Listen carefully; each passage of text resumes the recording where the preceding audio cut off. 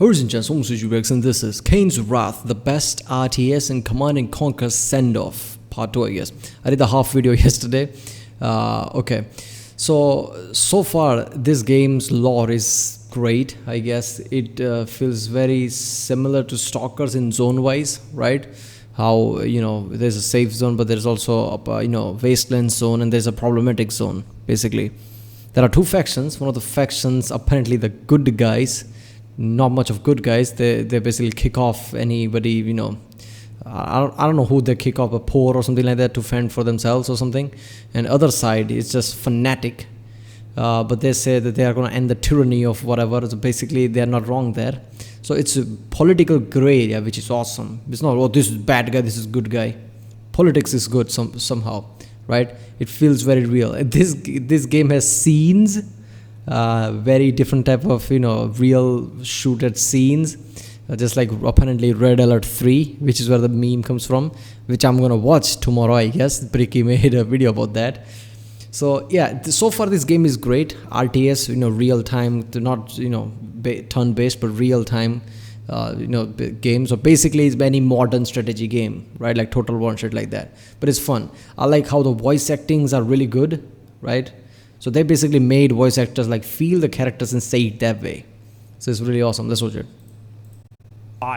Fire in everything. The Black Hand is actually a regular unit Nod can create, which is a group of flamethrower troopers, and they're kind of a little heavier, a little heavily armored. However, in this one, it doubles up its specialization. They completely forego all aircraft. No aircraft at all, and they put all their effort directly into flame. Your basic militant group is no longer that. They're called the Confessor Cabal that has mind control grenades, and all of their flame-based things come out promoted, which I haven't talked about yet. In Command and Conquer, the idea of a veteran unit is taken seriously. A unit that has survived a long period of time and killed a lot of things will become promoted. The more promoted you are, the tankier you are, the more powerful you are with your weapons, and if you reach the top, become a heroic unit, you have an increased fire rate and you have health regen. So of the 4 tiers, regular, promotion 1, 2, and top heroic, coming out at promotion 1 naturally is pretty good. Not only that, but you can have an upgrade that adds a Black Hand flamethrower guy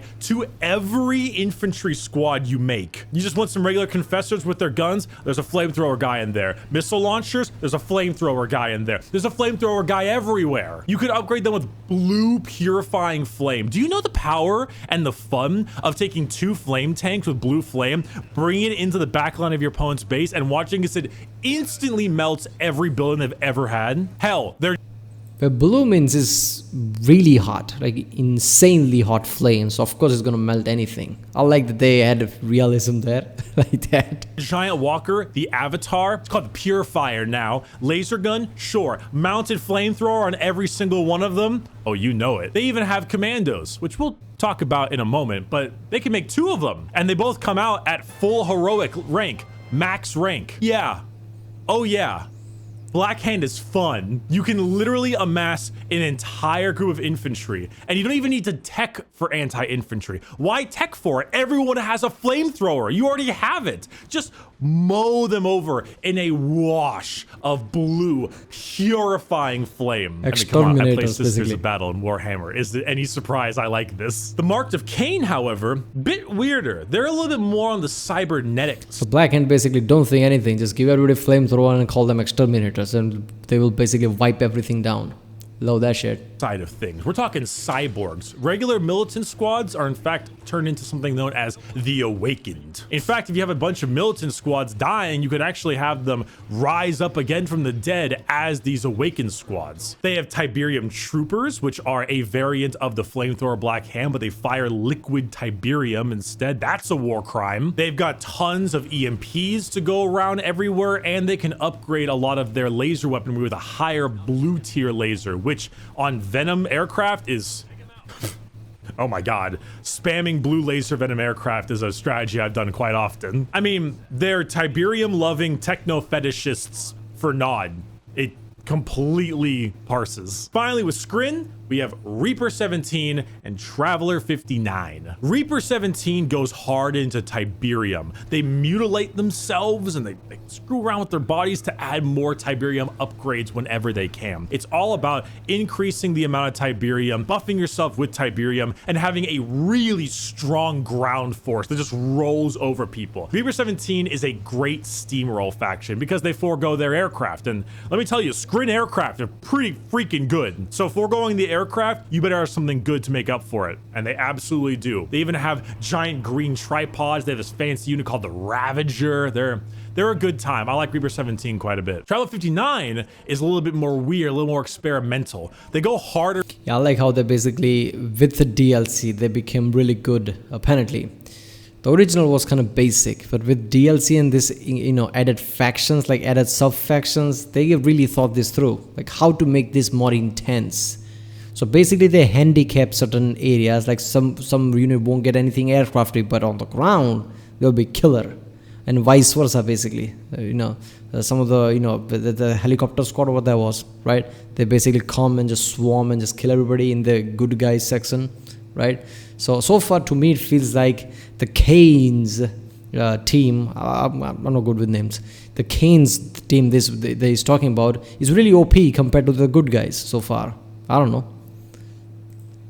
Into the aircraft. They have their little storm riders, which are these tiny harassment guys that are pretty good, but then you've also got their Devastator warships, which are insanely long-range artillery platforms, and then you've got your planetary assault carriers, which are it's a gigantic carrier, and enough of those will kill anything and everything. They also like their mind control. They can make things called cultists, which are just dudes with giant things on their head, and they can mind control enemy units, and it's a little bullshit, not gonna lie. They have to be in range to mind control, but they have unlimited range past that. Their commando also can AoE mind control and teleport, and can mind control buildings. You can mind control your buddy's major construction yard and just sell it after teleporting.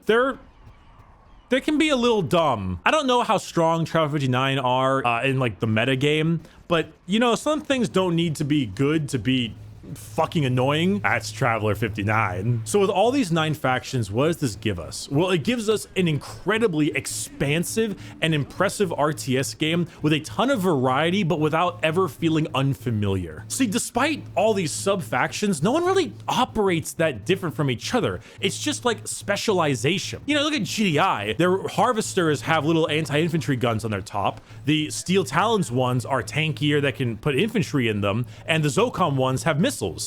But they're all still just harvesters. They still do the same thing. You place down a refinery, a harvester gathers Tiberium, and you get your money. Certain things like the Reaper 17 can help expand their Tiberium income and spike the growth of their areas, but they still gather it. All factions need power. All factions have power plants you need to build. Infantry units are built from the infantry building. Every faction has an infantry building. Like, this might sound obvious, but it's the fact that in a game with 9 factions, it's so easy to understand exactly what's going on. You know what the refineries look like. You know which stuff gives what. You know what power plants are. You know what's important. Sure, Black Hand might not be building any airfields because they don't have aircraft, but oh well, I don't need to build anti-aircraft. Good luck still, though. Flamethrowers, Lavau. In fact, I think the thing I love the most about Kane's Wrath more than any other RTS game is that it feels like you're microing your macro. That's really dumb sounding. That's so stupid. Okay,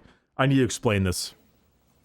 Strategery. Okay, the game feels more macro heavy than it does micro. If you don't know those terms, micro is the high APM, crazy, insane StarCraft player thing, right? Where they're moving Marines back, forth, all their units are going tiny little things, micro stuff. Macro is your overall game knowledge and like building of resources, tech trees, upgrades, expansions, things that don't involve tiny micro units. However, in StarCraft, a battle cruiser, the biggest, most powerful unit in StarCraft, is built in 160 seconds, 2.5 minutes. A mammoth tank, the big, scary mammoth tank of the GDI, their highest level vehicle, takes 25 seconds to build. The Marv, the gigantic vehicle that came out in Kane's Wrath, along with the Redeemer and the Eradicator Hexapod, 50 seconds. Double the time, practically a third of the battlecruiser. But at the same time, I feel like the units die at either the same speed or slower than they do in StarCraft. But your resource deposits also go away much faster. Also, when you spend resources, you don't need to hit thresholds like you do in StarCraft. You don't need to have 50 minerals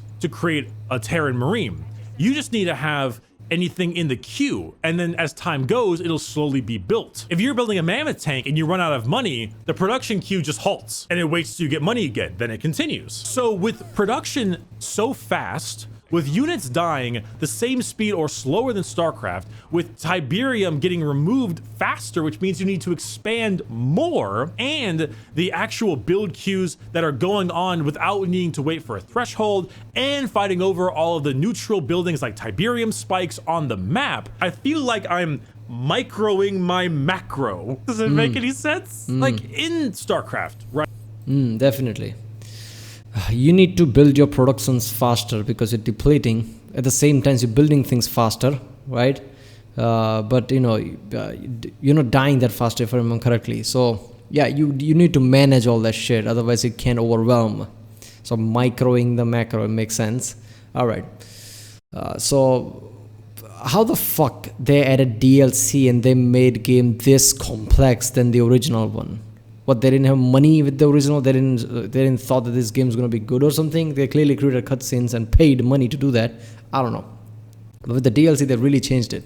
Right, a standard Terran Marine can basically kill anything with enough volume or enough time. Hell, a crap load of Terran Marines is a major strategy in StarCraft because you put them somewhere and they'll kill anything. In Command & Conquer, some fights just won't go anywhere. A Predator tank versus Rifleman squad, tank isn't built for this squad. It'll kill them before the Rifleman squad does because the Rifleman squad does no damage against tanks, but it'll take forever. So having the right tool for the job is important, but it doesn't mean there's no micro either. One, you can make formations, which is the coolest thing ever, but also you can tell them to move backwards. You can have them reverse. Pit bulls can move backwards and fire rockets at aircraft chasing them down. This is an option. This is an opportunity. That tank may not be able to kill that Rifleman squad, but it can run it over. And so when your opponent sees tanks coming towards his guys, he better get them out of the way or they're just going to crush them. Certain infantry though, like zone troopers, can't be crushed, at least not by small things. Hell, production times are so fast that even if you lose a massive fight, it's not GG. That's the one thing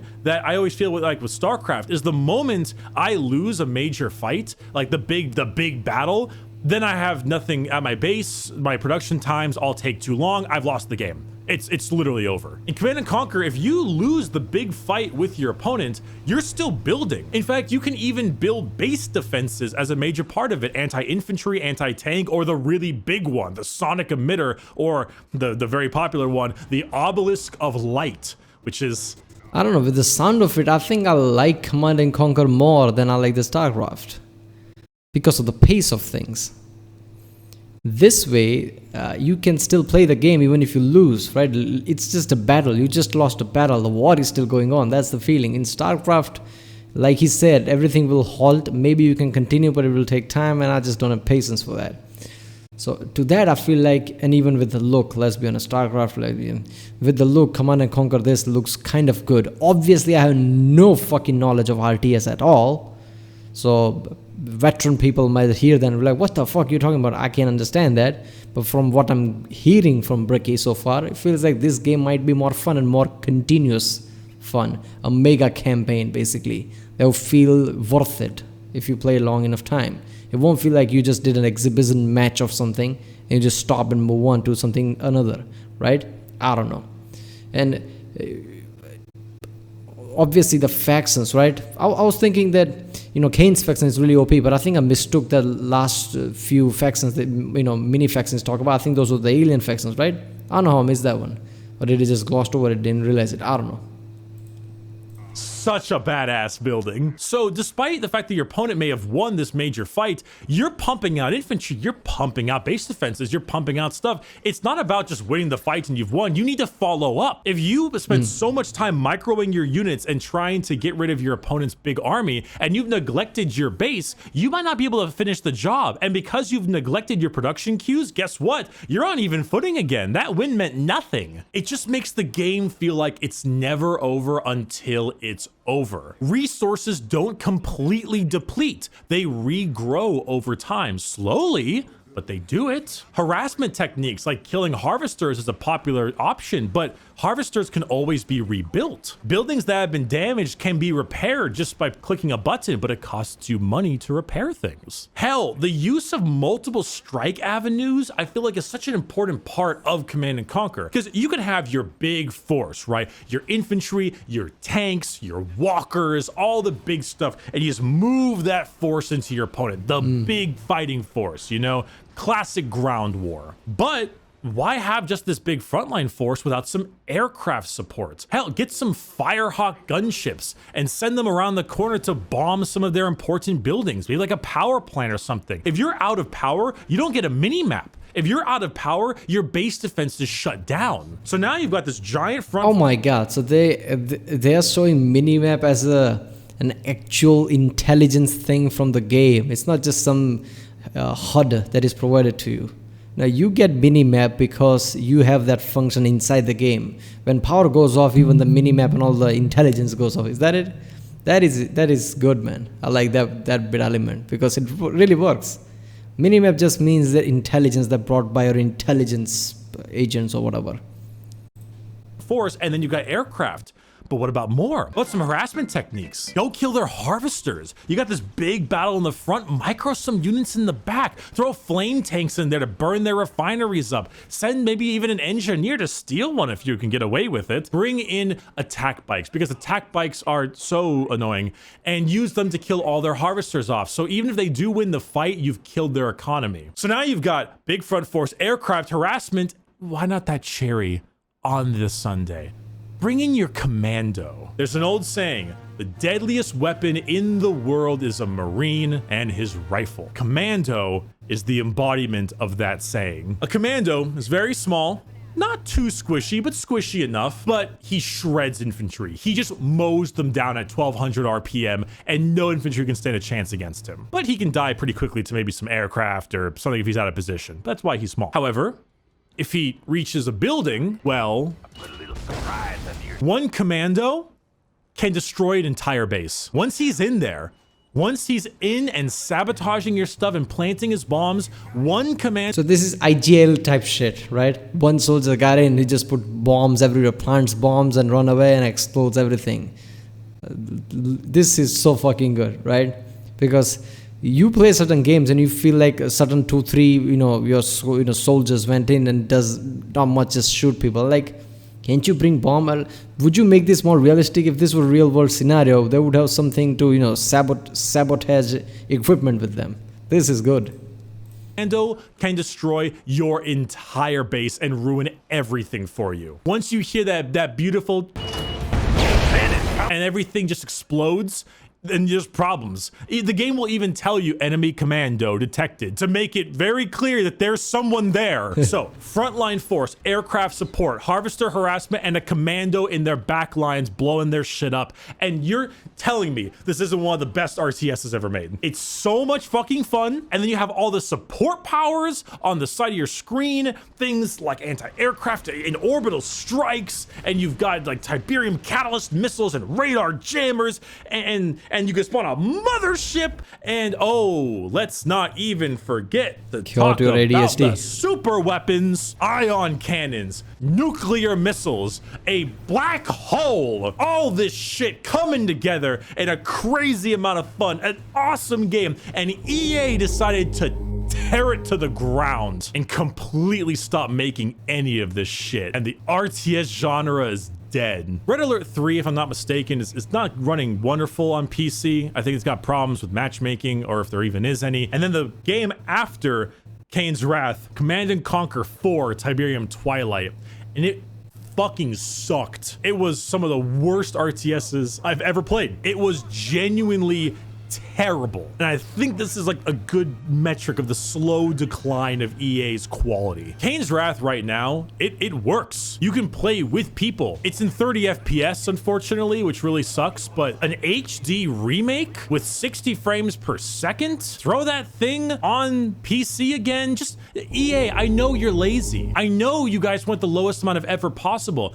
Just update that. Just, I don't care. I want this back in the world so I can watch more tournaments and stuff. In fact, there's still some of that going on right now. There is a channel I've been watching a lot lately for this video. It's called Cybert CNC Caster. He casts pro Command and Conquer Kane's Wrath games as well as some Red Alert stuff, but the Kane's Wrath stuff is immaculate. It is so entertaining to watch and it's so exciting, and the thought that this could come back is just, I know it won't, because of course it won't, and I'm just a guy. Oh my god, it's... No, it might. EA might do the fucking, remake shit. It's happening a lot. Look at all the Call of Duty remake by Activision, right? Ubisoft did the, Assassin's Creed remake with the... Okay, they just did remaster with the 3, right? Yeah, they need to do remaster with the 4, or remake with the 4. Fuck me. They already have the game Skull and Bones, which is like a next-gen Black Flag type game. They could just make, yeah. So EA might do it. I don't know. But I feel like, EA just saw FIFA, just saw Ultimate Team, and they just wet their pants. After that, they don't give a shit about anything else, right? So, I don't know. They're changing a bit. Latest Need for Speed looks good, right? It might be better. You can just tell it. As soon as you see a clip, you just can feel it is going to be good. And Need for Speed, newer one that's going to release in a week or two, it looks good. I'm definitely playing that shit. So I don't know. EA might be changing. They might be realizing like we ride along the wave, until we could. Now people are realizing we suck, and we need to amp up our quality. I think they're realizing that. So they might do remakes. They might even bring back Command and Conquer or something similar to this. But yeah.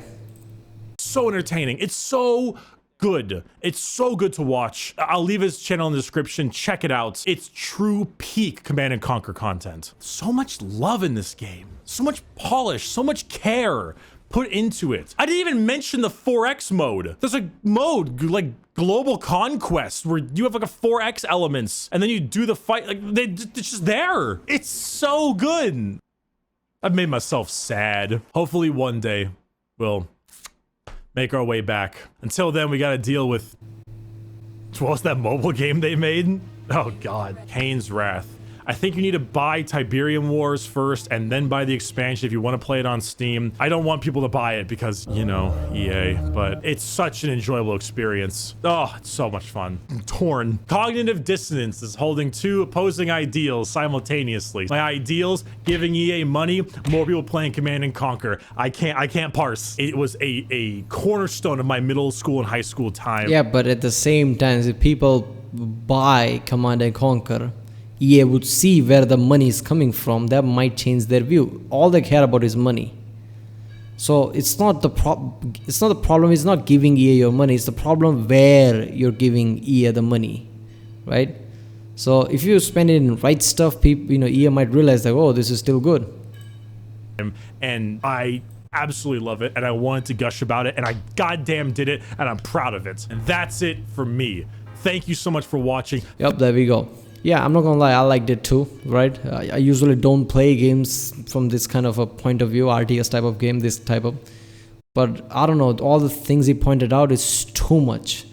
And when there is too much to do, good too much to do, not just overwhelming, good too much to do, you can create your own thing from there, right?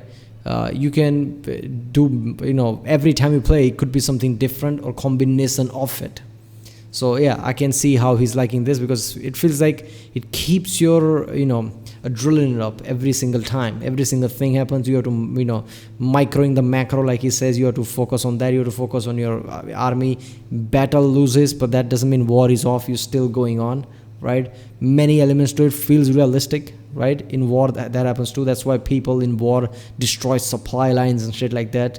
Right, this is the same thing. If you destroy their bases and whatever, one soldier can bomb everything up, you have nukes and shit. Yeah, it's just, yeah, this game felt good. Alright, well, that was Kane's Wrath, the best RTS and Command and Conquer send-off by the channel Bricky. If you like my reaction, don't forget to like, subscribe, and I'll see you next time.